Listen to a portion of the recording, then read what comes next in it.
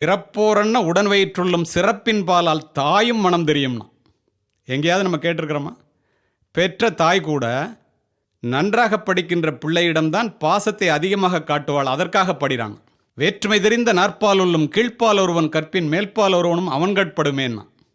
எந்த குலத்தை சேர்ந்தவனாக இருந்தாலும் சரி, அவன் படித்தான் என்றால் அவனுக்கு கீழே தாண்டா மற்றவன்லான்ட்டான், அதுக்காக படிடான்னா. அதற்கு பின்னால் வந்த பாரதிதாசனோ எல்லா நலமும் ஈந்திடும் கல்வி இல்லா வீடு இருண்ட வீடுங்க. படிப்பிலார் நிறைந்த குடித்தனம் நரம்பில் துடிப்பிலார் நிறைந்த சுடுகாடுங்க. அறிவே கல்வியாம் அறிவிலா குடும்பம் நெறிகானாது நின்றபடி விழும்னா. படிக்கலைன்னா எவ்வளோ கேவலம்னு பாருங்க. கல்லாதும் கேளாதும் கற்றோர் அவை நடுவே சொல்லாடுவாரை அஞ்சற்பாற்று என்கிறது நன்னறி. காண மயிலாட கண்டிருந்த வான்கோழி தானும் அதிவாக பாவித்து தானும் தன் பொல்லாச்சிறகை விரித்தாடினால் போல் கல்லாதான் கற்ற கவின். இன்னும் ஒருபடி மேலே போய் வள்ளுவன் சொன்னான், கல்லாதார் சொற்காமுறுதல் முலை இரண்டும் இல்லாதால் பெண் காமுற்றற்றுன்னா. மார்பகங்கள் இல்லாத பெண் உடல் இன்பத்தை அனுபவிப்பதற்கு ஆசைப்படுவதைப் போல படிக்காதவன் படித்தவர்கள் சொற்களைப் போல பேச வேண்டும் என்று நினைப்பது என்று கூறி சென்று விட்டான்.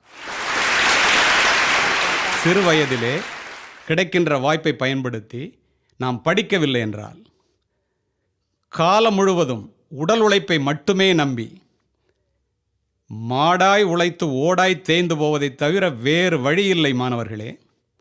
அதற்காகவாவது படிக்க வேண்டும்.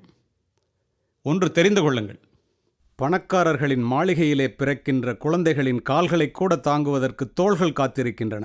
ஆனால் ஏழைகளினுடைய குடிசையிலே பிறக்கின்ற பிள்ளைகளினுடைய தோள்களுக்கோ சுமைகள் காத்திருக்கின்றன. பணக்கார வீட்டிலே பிள்ளைகள் வளர்ந்து பிறக்கிறார்கள்.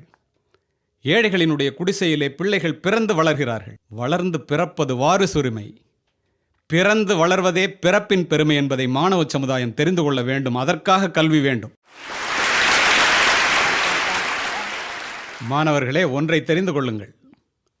என்னையும் மாவட்ட ஆட்சித்தலைவரையும் இங்கு அழைத்திருக்கின்றீர்களே, சற்று சிந்தித்து பாருங்கள். இந்த மாவட்ட ஆட்சித்தலைவரும் இந்த மாவட்ட கண்காணிப்பாளரும் நாங்கள் படித்த கல்வியை வைத்து கொண்டுதானே இந்த மாவட்டத்தை ஆட்சி செய்கின்றோம். பணக்கார பிள்ளைகள் மகாலட்சுமியால் பிறரை ஆளும்போது, ஏழை பிள்ளைகள் சரஸ்வதியால் கல்வியால் மட்டுமே பிறரை ஆள முடியும்.